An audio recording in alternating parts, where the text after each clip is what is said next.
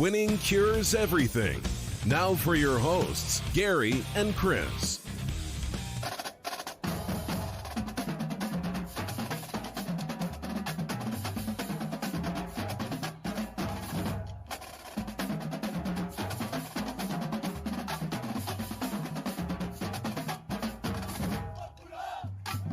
Welcome in. Winning cures everything. I'm Gary.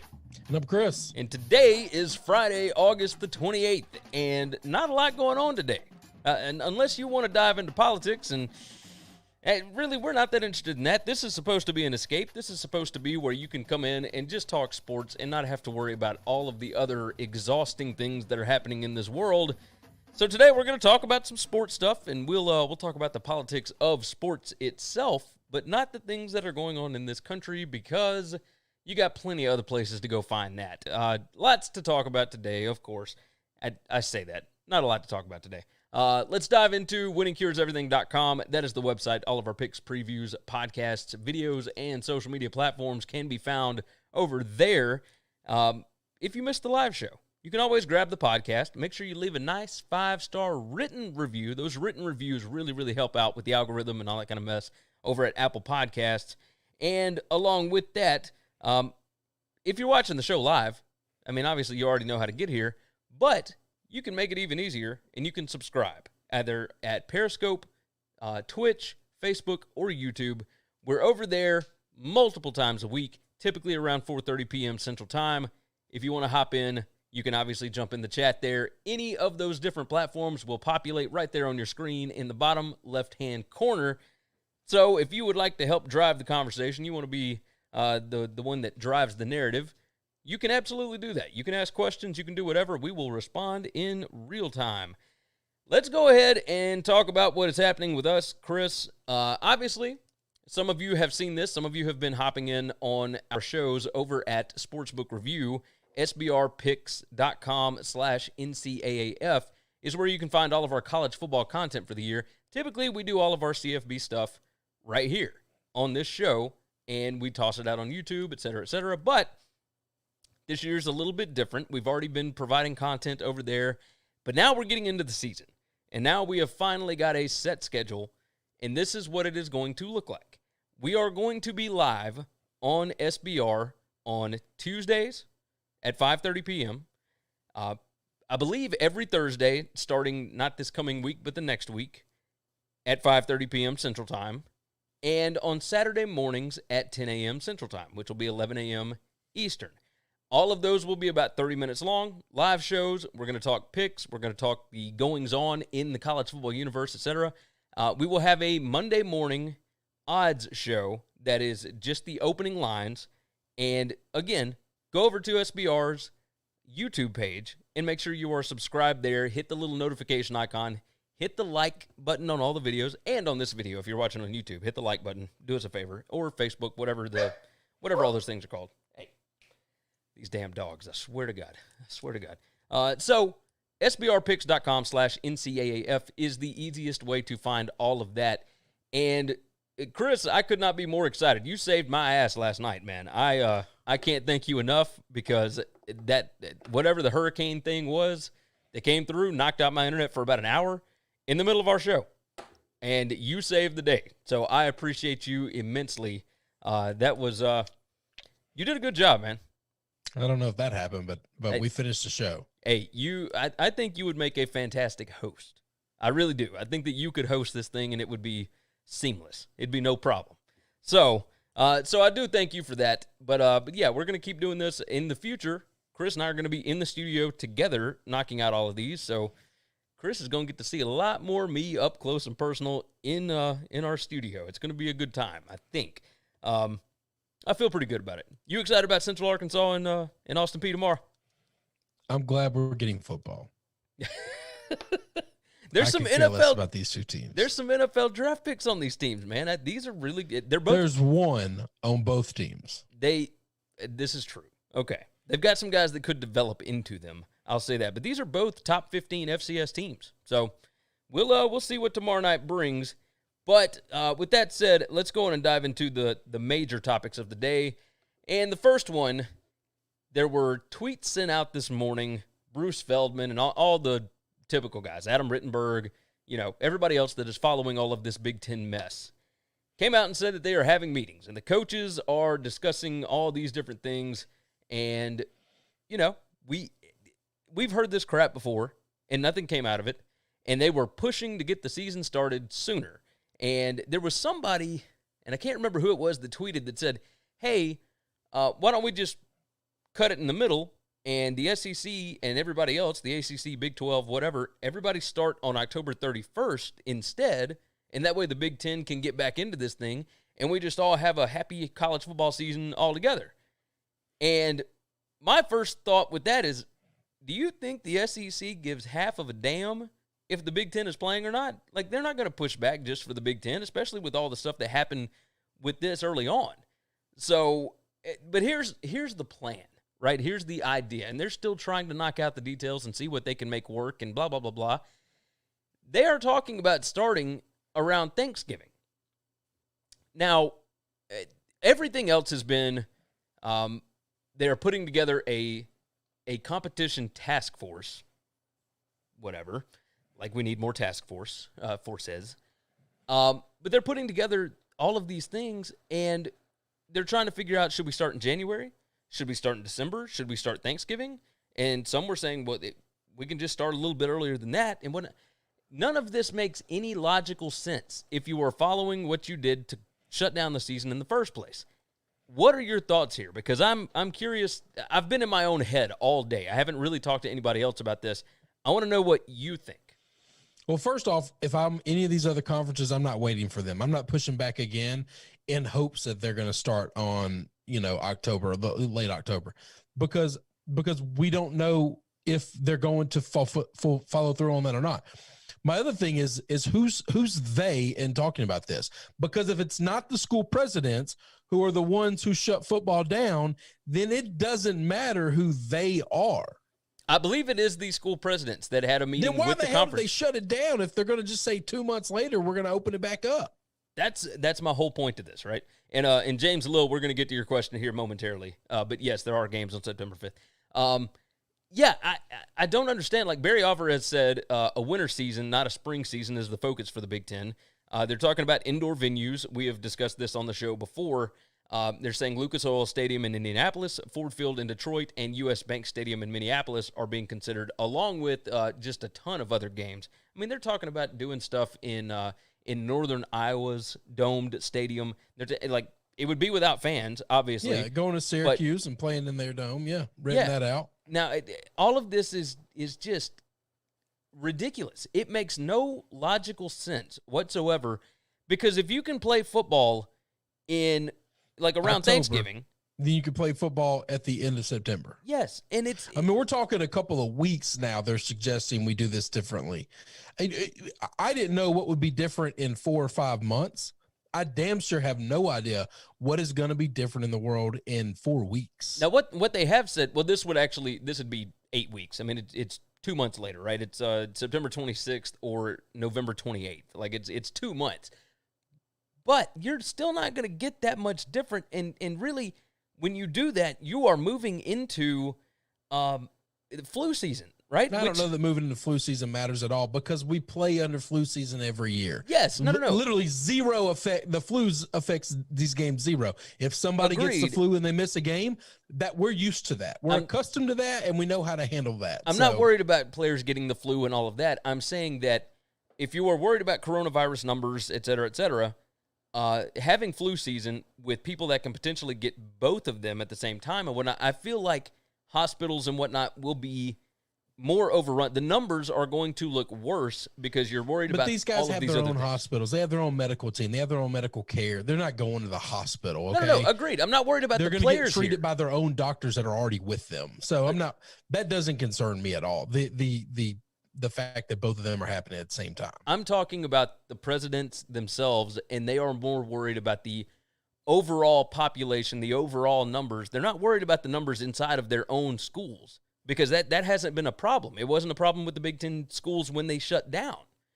Like, I don't get how anything is going to change that will change their minds about playing by November. This makes no sense. So I don't either.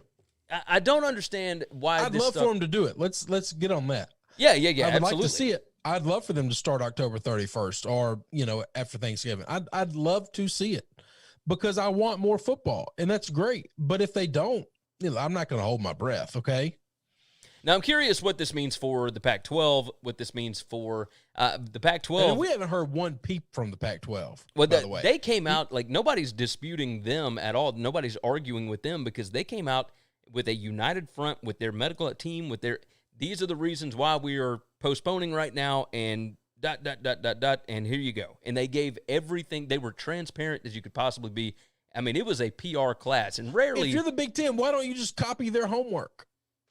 Agreed. That would have satisfied all this. It would have shut everybody up. Yeah. You could have given all the exact same answers and been like, okay, we get it.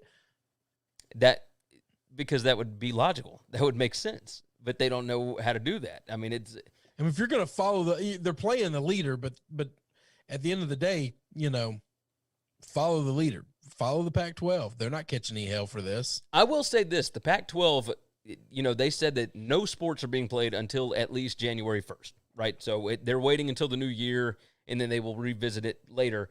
Well, the basketball coaches and the basketball programs out there are petitioning the presidents. And they've got some momentum going that they are going to possibly start their basketball season when the rest of the NCAA does, and it looks like it's going to be December 4th. They're saying either November 25th or December 4th, and we'll figure that out as we get there. But if they can do that, if they can push earlier, and the football programs want to go a little earlier, then I don't see any reason why the Big Ten would not. So I don't know. We'll see what happens. I'm confused at all of this.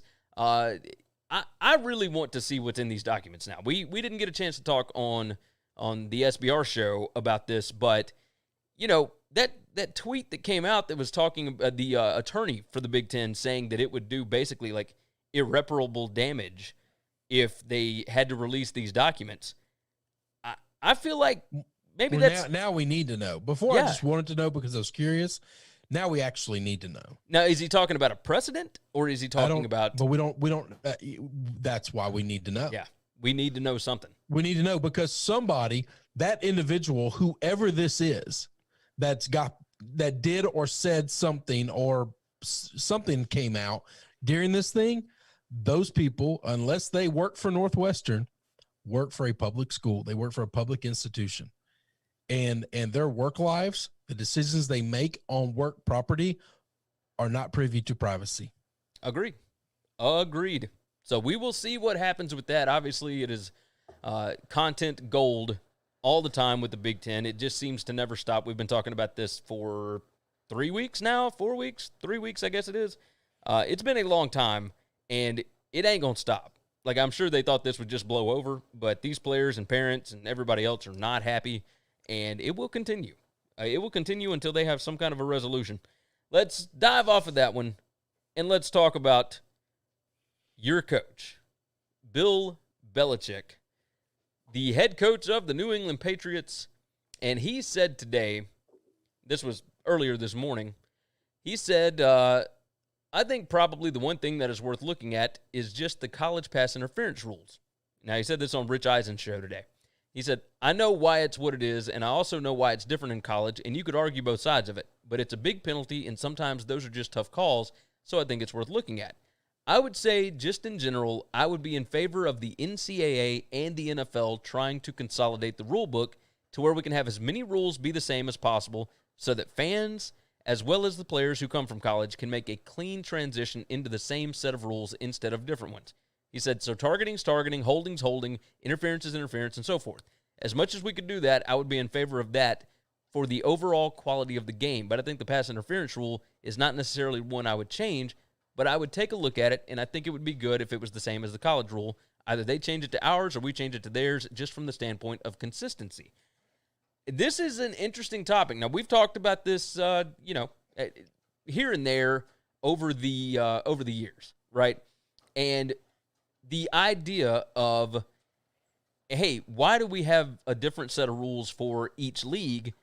It comes up in conversation, right? Yep. I'm curious your thoughts here because I'm a fan of this. I don't think there would be anything wrong with getting a set standard for these rules, and I think it should be the same in college basketball and in NBA as well.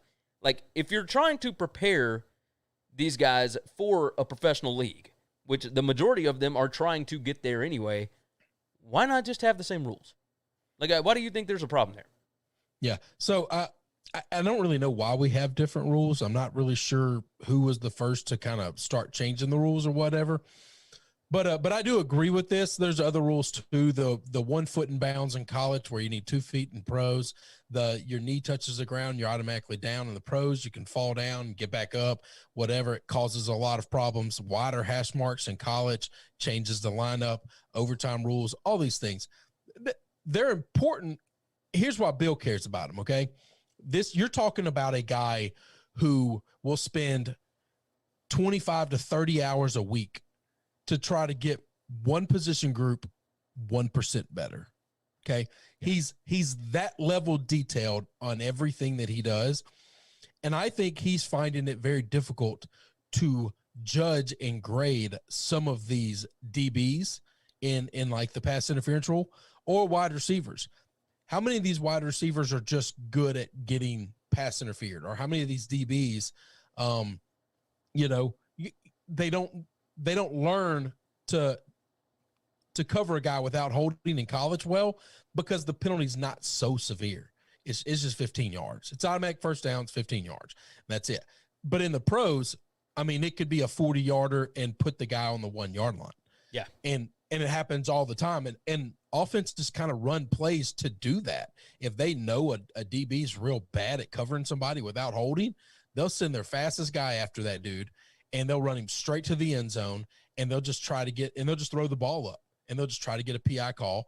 And now you get it on the 1 yard line, first down, and you're almost guaranteed a touchdown from almost all 32 teams in the league can score from there. And so I get it. He's trying to make these guys. Same thing for the wide receiver rule with the 1 touchdown, the foot down. I'm sorry. I think that's a bigger rule.